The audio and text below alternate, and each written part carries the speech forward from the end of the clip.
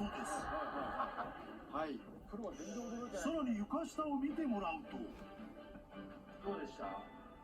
排水管がちょっと膨張して、それでピキってなって、こういうコンパネみたいなのに触れて音が鳴ってるんかなっていう感じです。通常、水道管と床の間には隙間があることが多いのだが、ここは接触している。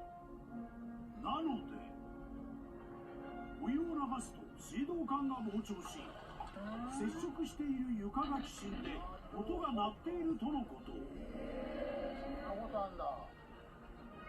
家の中で何気なく使っていた水道、これが音の原因。そして家中至る所で鳴っていたのは、音が水道管を伝って響いていたから。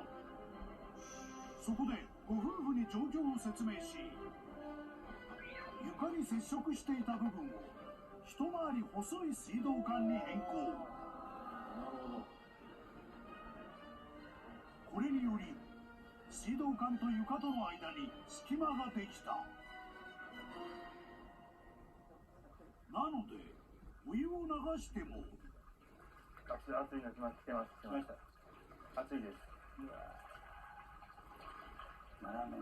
お、ならない。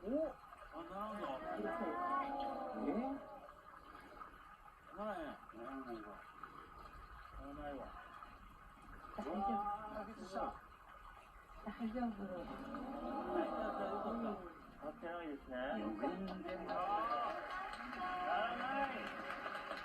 大成功。すごい。よかった。ね、